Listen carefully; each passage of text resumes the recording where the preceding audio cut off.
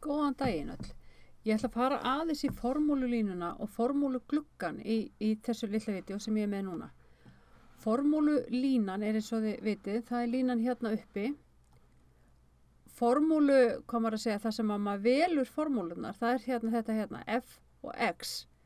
Og með því að smella hérna á FX-reitin hérna, að þá opnast gluggi.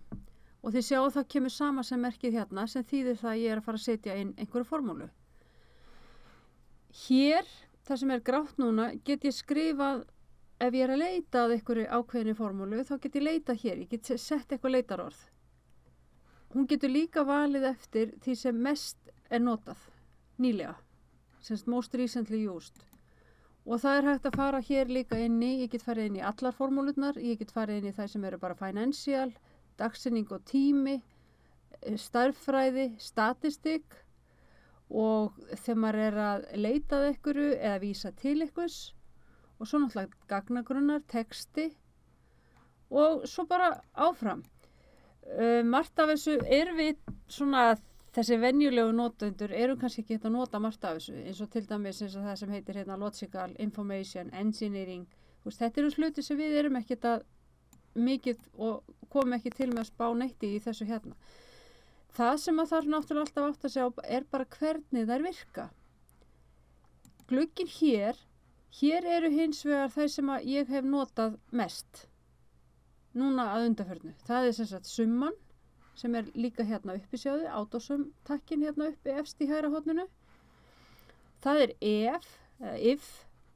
Það er ef ég gef mér að ef hólfið C er 10 að þá verður útkoma þetta.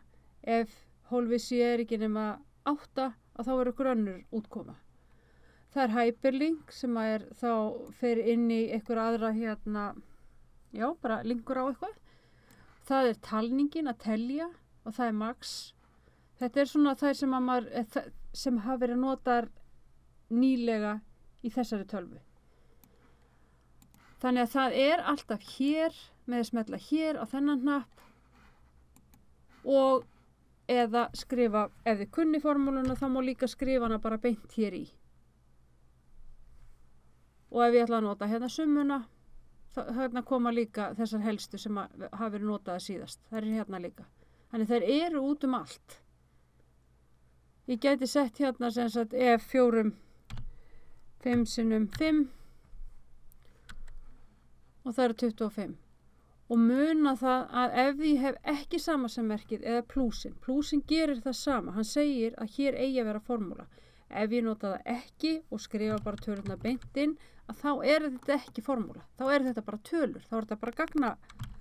Hér er ég bara að nota þetta sem reiti fyrir gögnin mín. Þetta eru gögnin sem ég ætla síðan að nota formúlurnar við. Ég ætla ekki að hafa þetta vídeónett mjög langt. Ég ætla bara aðeins að klikka á þessu með formúlurnar og formúlulínuna og hvernig það virkar. Ég held að þetta sé bara fínt svona.